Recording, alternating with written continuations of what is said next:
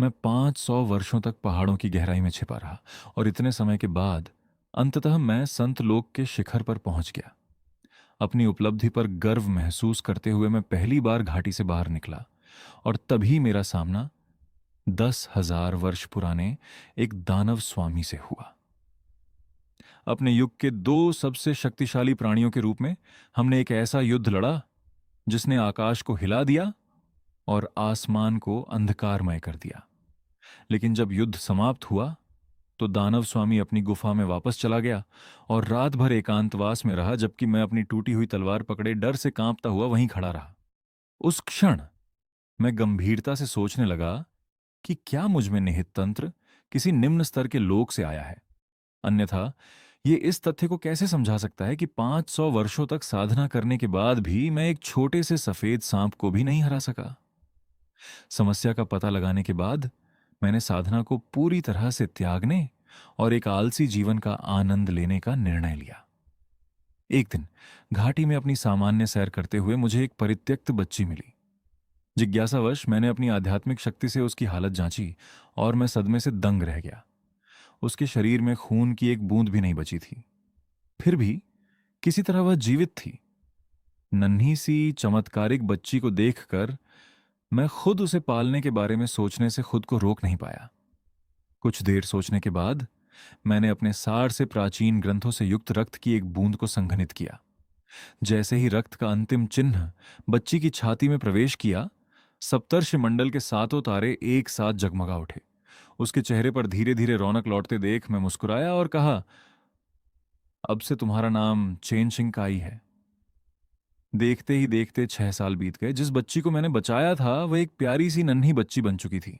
हालांकि मैं खुद को एक बेकार पिता मानता था, फिर भी मैं अपनी बेटी का उज्जवल भविष्य चाहता था। इसलिए जब वो 5 साल की हुई तो मैंने उसे साधना सिखाना शुरू किया। इस समय शिंकाई जमीन पर पालथी मारकर बैठी थी और उसके शरीर के चारों ओर रहस्यमय प्रकाश प्रवाहित हो रहा था। यह स्पष्ट था कि साधना के प्रति उसकी समझ एक असाधारण स्तर तक पहुंच चुकी थी। किसी भी बाहरी संप्रदाय में उसे एक अनमोल खजाने की तरह माना जाता। दुर्भाग्य से उसके पिता ऐसे व्यक्ति थे जो दिन भर आराम करते और कुछ नहीं करते थे। इसी वजह से मुझे इस बात का अंदाजा नहीं था कि उसकी प्रतिभा वास्तव में कितनी अद्भुत थी। जैसे ही शाम हुई, जिंकाई अचानक उसकी ओर कूद पड़ी। पैर फैलाकर वह उत्साह से चिल्लाई, पापा, मुझे अपनी साधना में रुकावट महसूस हो रही है। मुझे लगता है मैं बहुत जल्द टोंगवान क्षेत्र में प्रवेश कर जाऊंगी। मैं मुस्कुराया और बोला, वाह, शिंकाई तो कमाल है। आज रात पापा तुम्हारे लिए इनाम के तौर पर कुरकुरे मशरूम के नाश्ते बनाए तो कैसा रहेगा? उसकी आंखें तुरंत चमक उठी। हाँ हाँ, मुझे पापा सबसे ज्यादा प्यारे हैं। वह खुशी खुशी उछलती हुई हमारी लकड़ी की झोपड़ी की ओर वापस चली गई। उसकी हंसमुख छोटी सी आकृति को दूर जाते हुए देखकर मुझे अंदर से बहुत सुकून मिला। इसी बीच पहाड़ के दूसरी ओर एक बुरी तरह घायल भूरा भालू अपनी जान बचाने के लिए भाग रहा था।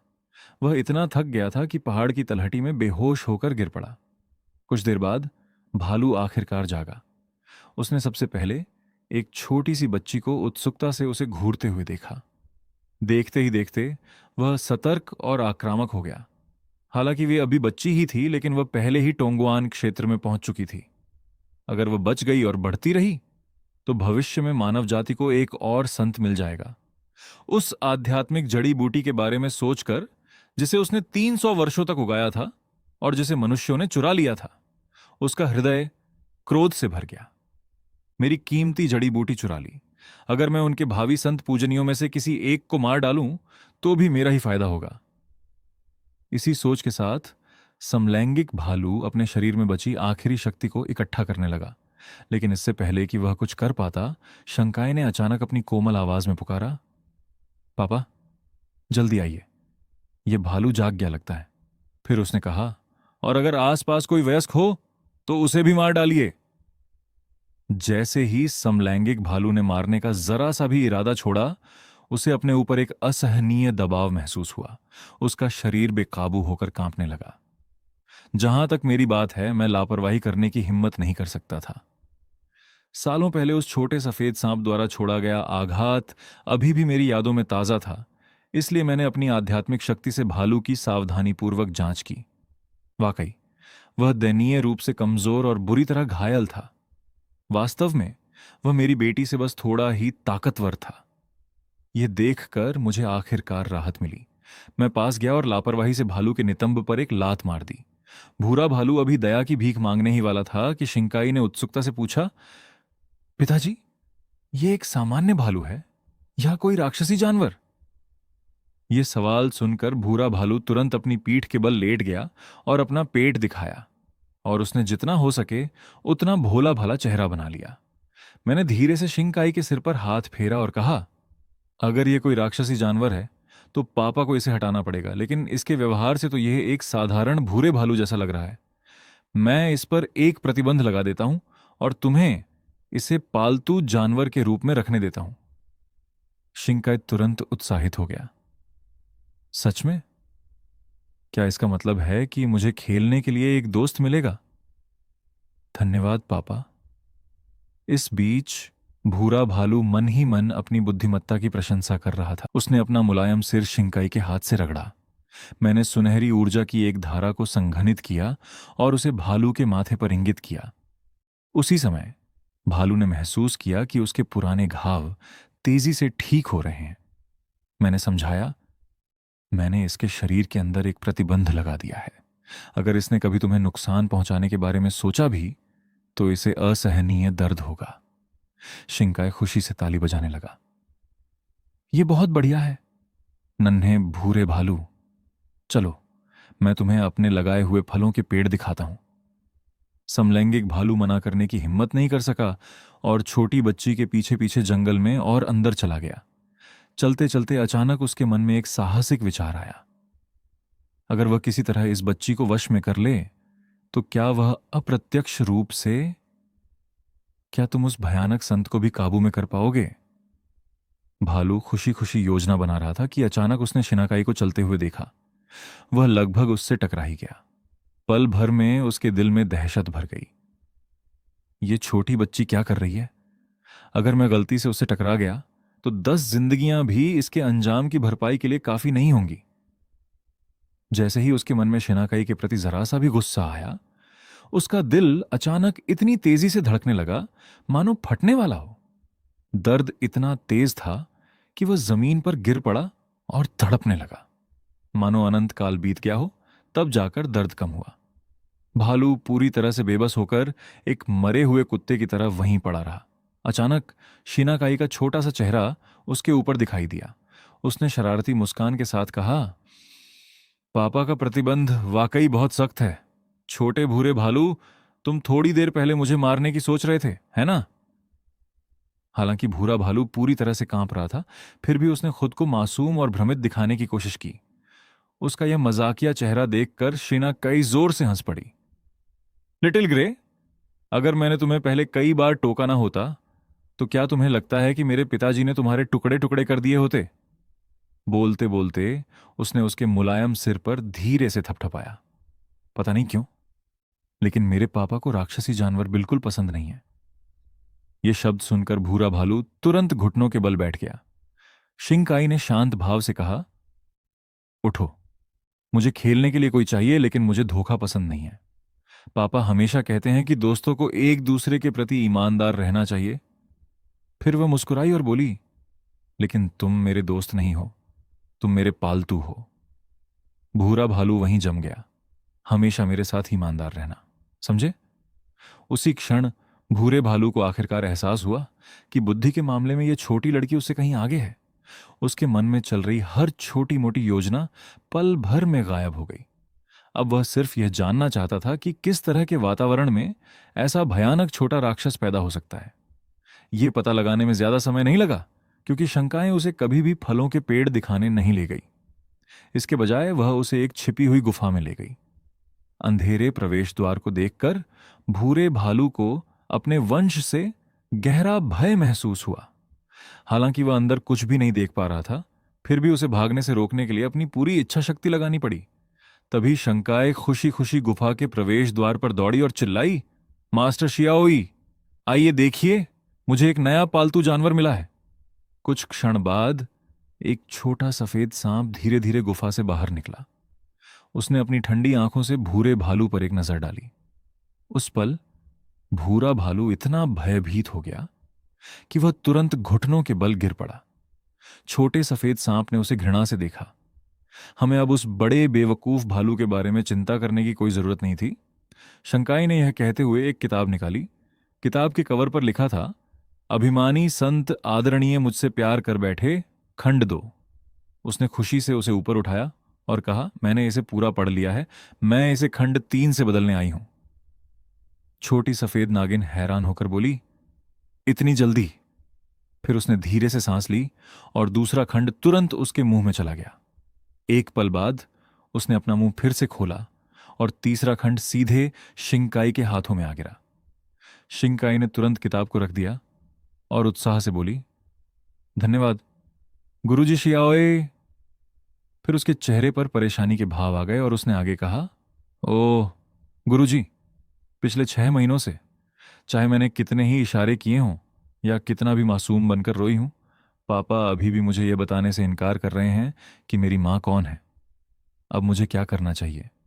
छोटी सफेद नागिन ने शांत भाव से जवाब दिया, देर सवेर वह अपनी कोई ना कोई कमजोरी बता ही देंगे।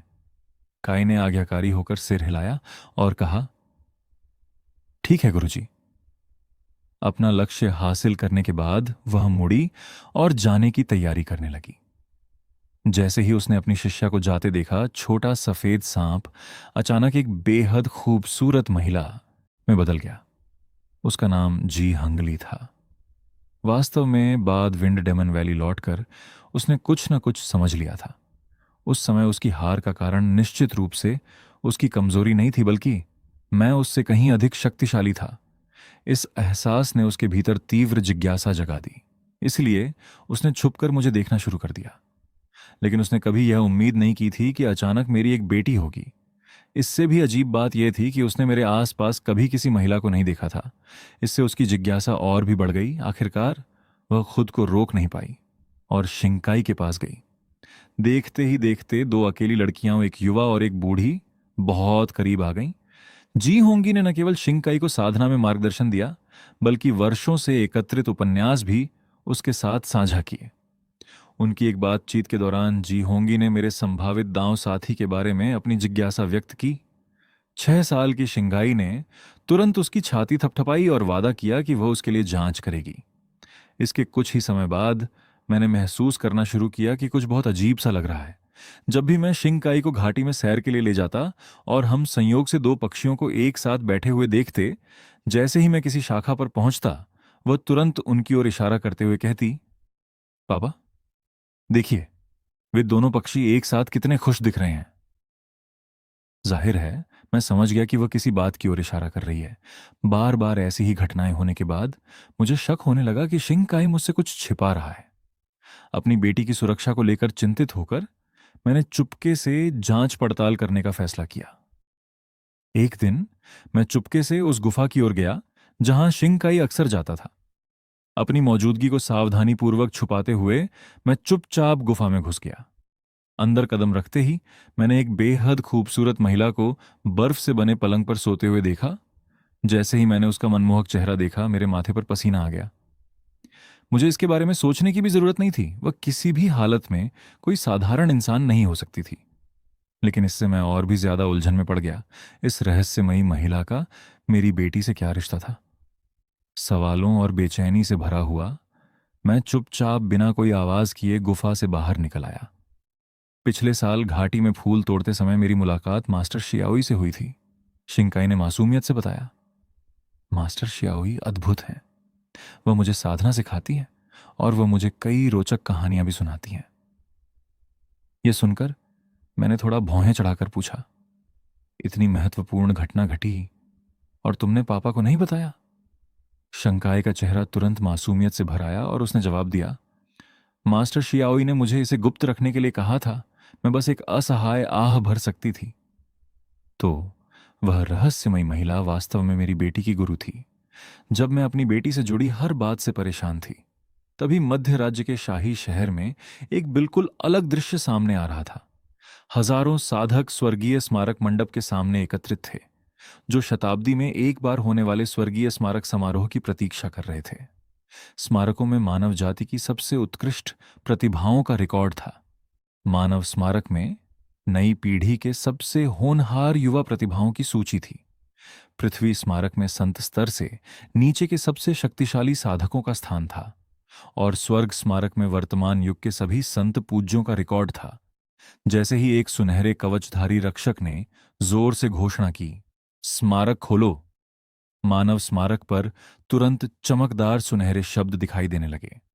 रैंक 100 श्वेंटियन तलवार का लुमिंगवान संप्रदाय में बैंगनी धुंध महल की लानो 99वें स्थान पर, ठंडर पेवेलियन की रानी यू 98वें स्थान पर थीं।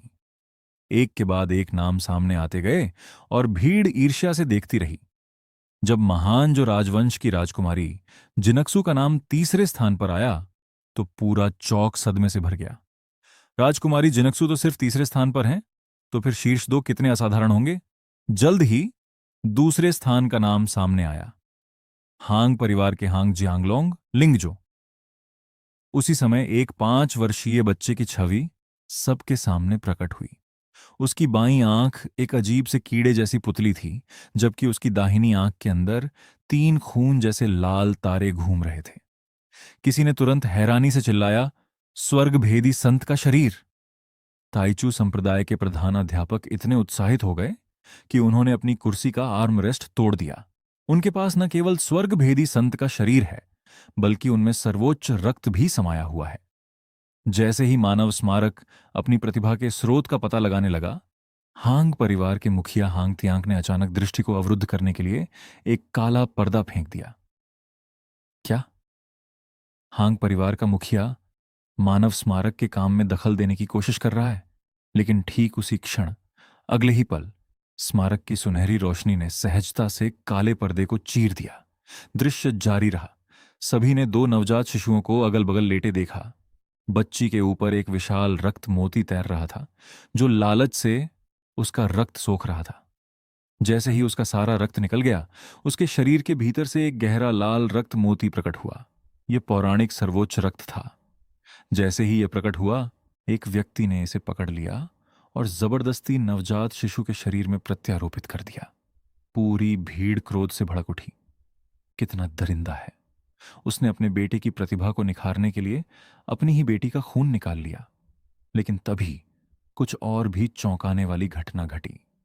मानव स्मारक ने धीरे धीरे नंबर 1 प्रतिभाशाली हांग्यू चान का नाम प्रकट किया, लेकिन सबके सामने ही नाम अचानक बदल गया और पूरी तरह से अलग नाम चेन शिंग काई में तब्दील हो गया। भीड़ तुरंत पागल हो गई। नाम बदल गया, नाम सचमुच बदल गया। सभी जानते थे कि मानव स्मारक अमरलोक से आया है और स्वचालित रूप से व्यक्ति के वास्तविक मूल का पता लगा लेता है। यदि नाम बदल जाता है, तो इसका मतलब है कि वह व्यक्ति अपनी पिछली पहचान से पूरी तरह से अलग हो गया है। हांग कांग की बेटी से जुड़े इस घोटाले के साथ क्रोधित हांग परिवार तुरंत चौंक छोड़कर चला गया। मानव स्मारक की सुनहरी रोशनी फीकी पड़ने के बाद ही शोरगुल वाली भीड़ धीरे धीरे शांत हुई। जल्द ही पृथ्वी स्मारक ने अपनी रैंकिंग प्रकट करना शुरू कर दिया। रैंक 79, यिंगजुजू, श्वानी संप्रदाय के नेता। मानव निर्मित स्मारकों की तुलना में पृथ्वी पर रैंकिंग स्मारक में मामूली बदलाव आया। जैसा कि उम्मीद थी, प्रथम स्थान अभी भी महान जो राजवंश के चुनफोंग के पास था। पृथ्वी स्मारक के पूरा होने के बाद अंततः भव्य समापन आ गया, स्वर्ग स्मारक। इस क्षण चौक में मौजूद सभी लोगों ने अपनी सांसें थाम ली। सुनहरे शब्द धीरे धीरे प्रकट हुए। रैंक 12, युनफू के संत स्वामी चू हुआई जो। पूरा चौक तुरंत चर्चा में जुट गया।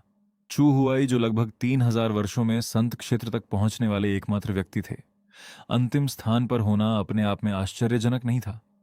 समस्या यह थी कि पिछले समारोह में उन्हें 11वां स्थान मिला था। सबके मन में एक भयानक विचार घर करने लगा। जैसे जैसे परिचित नाम एक के बाद एक प्रकट होते गए, वातावरण और भी गंभीर होता गया। फिर जब अंततः दूसरे स्थान की रैंकिंग का खुलासा हुआ, तो पूरा चौक सन्नाटे में डूब गया। किसी ने बोलने की हिम्मत नहीं की। फिर भी बहती हुई सुनहरी रोशनी अभी भी नहीं रुकी थी। अंत में प्राचीन सुनहरे पाठ की अंतिम पंक्ति प्रकट हुई। रैंक 1, चेन चेनुन।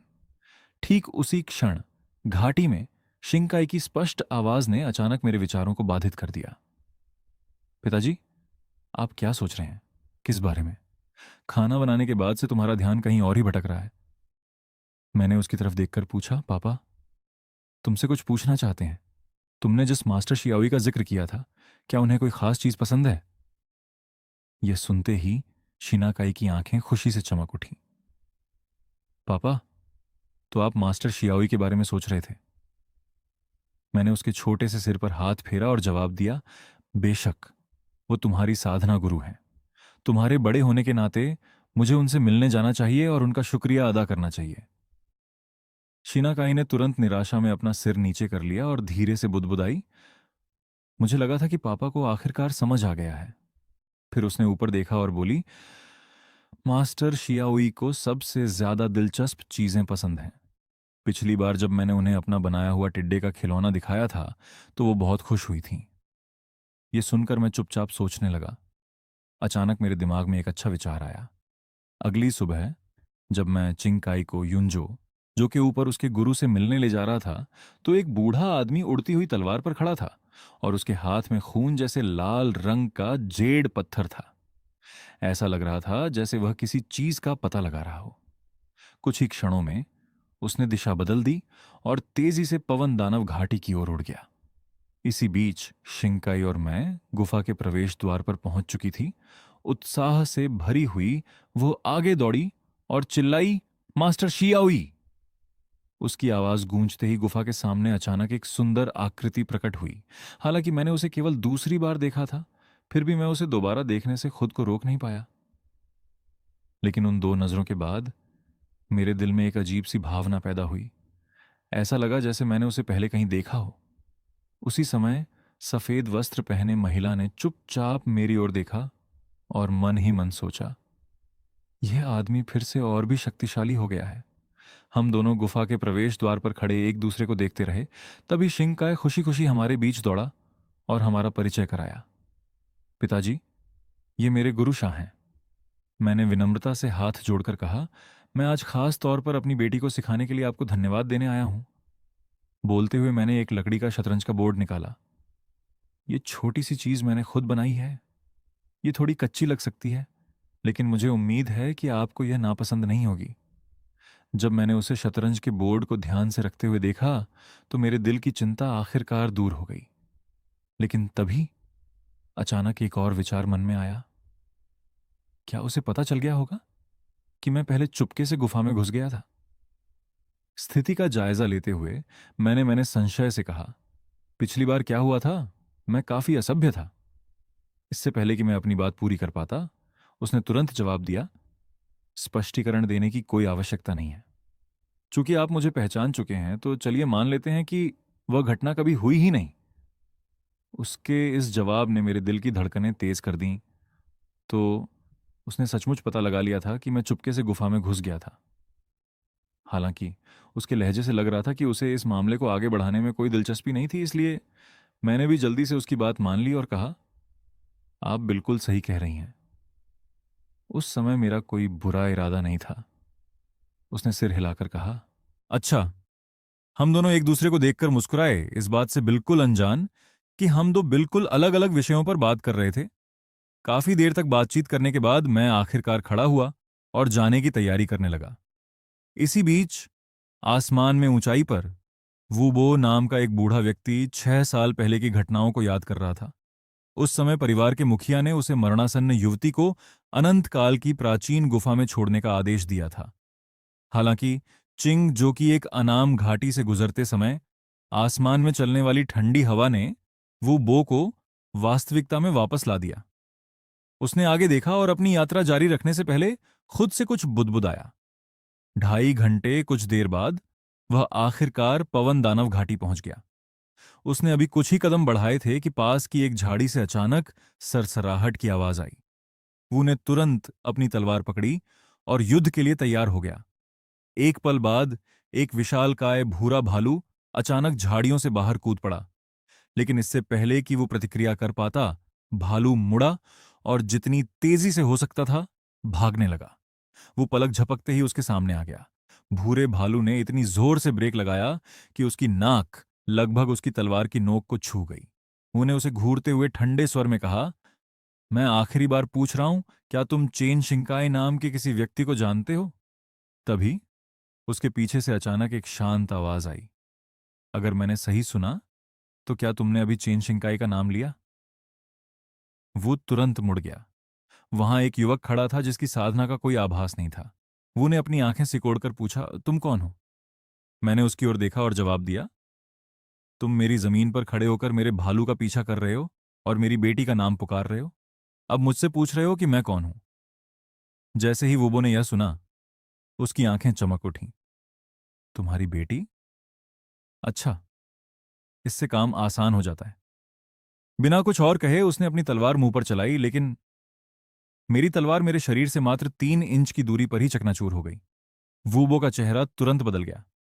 इससे पहले कि वह कुछ और सोच पाता, उसने तुरंत एक ऐसा निषिद्ध खजाना फेंक दिया जो दीर्घायु स्तर के साधक को भी मार सकता था। लेकिन मैंने बस अपनी उंगलियां चटकाईं। खजाना हवा में ही अनगिनत टुकड़ों में बिखर गया। वो पीछे की ओर लड़खड़ा गया और अविश्वास से चिल्लाया, यह असंभव है। आखिर ये कौन है? खजाना हवा में ही अनगिनत टुकड़ों में बिखर गया। वो पीछे की ओर लड़खड़ा गया और अविश्वास से चिल्लाया, यह असंभव है। आखिर तुम हो कौन? मैंने शांत भाव से उसकी ओर देखा और कहा, तुमने अभी तक मेरे सवाल का जवाब नहीं दिया है। स्थिति को अपने बस से बाहर समझते हुए वो ने तुरंत आदरपूर्वक हाथ जोड़ लिए। मैं परिवार के मुखिया के आदेश पर हांग परिवार के वंशज को ढूंढने आया हूं। जिस लड़की को तुमने पाला है वह वास्तव में हमारे हांग परिवार की सबसे बड़ी बेटी हांग यू चान है। मैंने सिर हिलाया। मैंने उसके बारे में कभी नहीं सुना। शिंगकाई मेरी बेटी है। उसका तुम्हारे हांग परिवार से कोई लेना देना नहीं है। वूबो एस चेहरे पर उदासी छा गई। तुम्हें यह कहने से पहले अच्छी तरह सोच लेना चाहिए। बोलते हुए उसने एक लाल रंग का आदेश चिन्ह निकाला। यह हांग परिवार के पूर्वज द्वारा स्वयं बनाया गया एक विनाशकारी आदेश है। एक बार सक्रिय होते ही हांग परिवार के सभी विशेष तुरंत वहां पहुंच जाएंगे। 1000 मील के दायरे में सब कुछ राख हो जाएगा। मैंने चिन्ह की ओर इशारा करते हुए कहा, ठीक है, इसे सक्रिय करो। देखते हैं कि यह वाकई इतना प्रभावशाली है या नहीं। वो गुस्से से हंसा।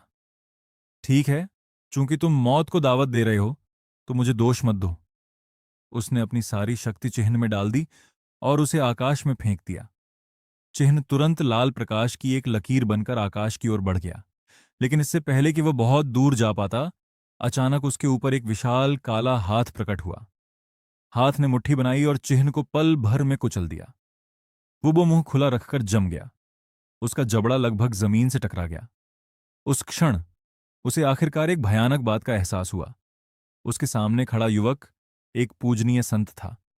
जैसे ही मैं उसे मारने वाला था, अचानक मेरे पीछे से एक खुशमिजाज आवाज आई। पापा, मैंने बहुत सारे मशरूम तोड़े हैं। क्या हम मशरूम का सूप बना सकते हैं आज रात? लगभग 5 या 6 साल की एक छोटी बच्ची मशरूम से भरी टोकरी लिए दौड़ती हुई आई। इतने सालों बाद भी वूबो ने उसे तुरंत पहचान लिया। उसकी आंखों में तुरंत आंसू भर आए। छोटी बच्ची शिंघाई दौड़कर मेरे पास आई और उत्सुकता से उसे देखने लगी। पापा, ये दादाजी कौन है? ये जानते हुए कि आज वह शायद बच न पाए, वूबो ने हमें सब कुछ बताने का फैसला किया। उसने हांग युचान और हांग परिवार के बारे में पूरी सच्चाई बता दी।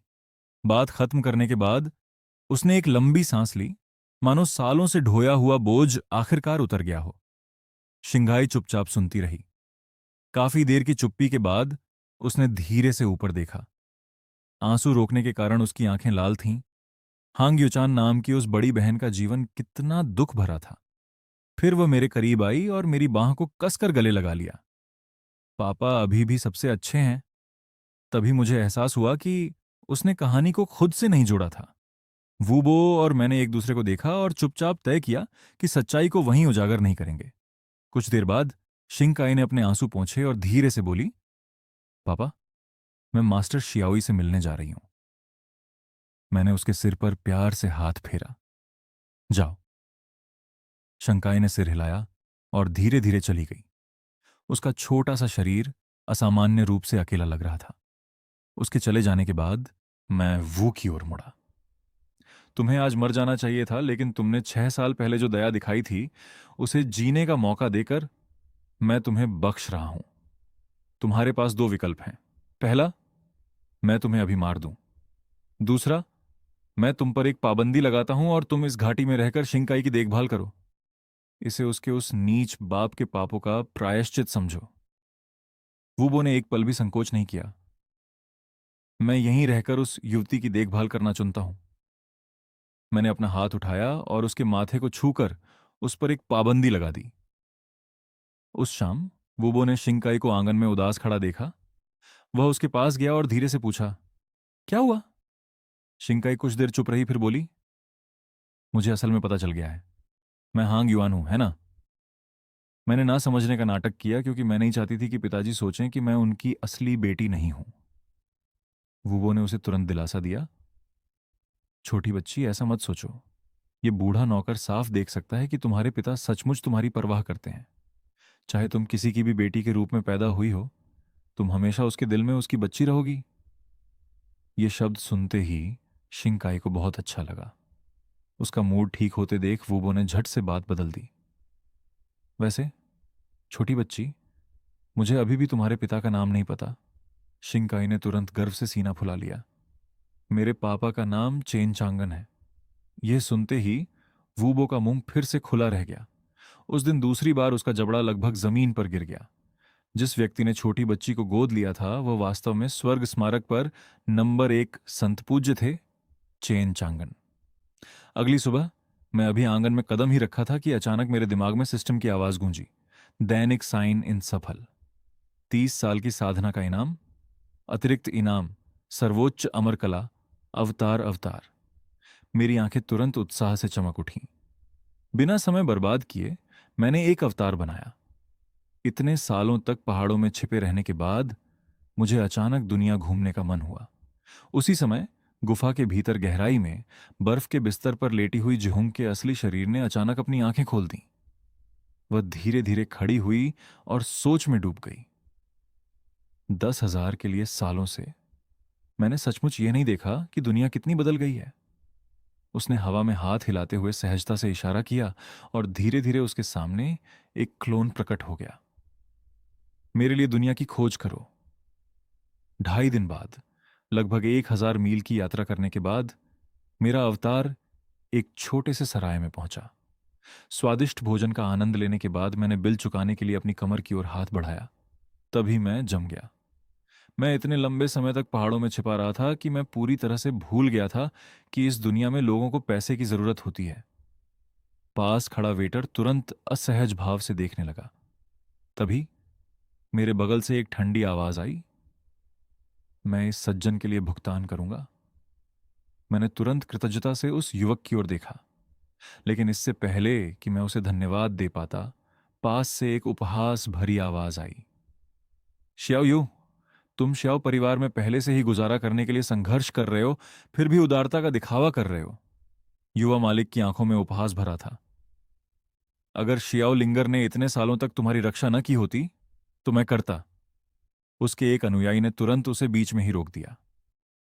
युवा स्वामी जंग, आपको सबसे बड़ी युवती का जिक्र यूं ही नहीं करना चाहिए। जंग शिया ने चिढ़कर कहा, डरने की क्या बात है? वह लड़की तो 2 साल पहले ही चली गई, कुछ समय पहले। सब जानते हैं कि ज्याओ यू अब एक मजाक है। 5 साल पहले वह जेडमिस्ट क्षेत्र के शिखर पर एक प्रतिभाशाली व्यक्ति था, लेकिन पिछले साल नगर स्वामी भोज में वह सबसे बुनियादी जेडमिस्ट तकनीक भी नहीं कर पाया। यह सुनकर मेरी दिलचस्पी तुरंत जाग उठी। एक प्रतिभाशाली युवा स्वामी का अपमान होना और परिवार का कचरा बन जाना। मैं उस कहानी को अच्छी तरह जानता था। हालांकि इस अवतार की साधना केवल टोंगविन क्षेत्र के मध्य स्तर पर थी, फिर भी वह इन जेड मिस्ट क्षेत्र के साधकों से कहीं आगे थी। इसलिए मैंने सीधे जांग शिया की ओर देखा और जोर से कहा, जिस तरह से तुम दूसरों का मजाक उड़ाते हो वह घिनौना है। जांग शिया का चेहरा तुरंत ठंडा पड़ गया। बिना किसी झिझक के उसने मुझ पर सीधा हमला किया, लेकिन अगले ही पल मैं एक झटके में अपनी जगह से गायब हो गया। युवा स्वामी ने मुझे घूरते हुए चिल्लाया, तुम कौन हो? उस हारे हुए की मदद क्यों कर रहे हो? मैंने अपना सिर हिलाया और जवाब दिया,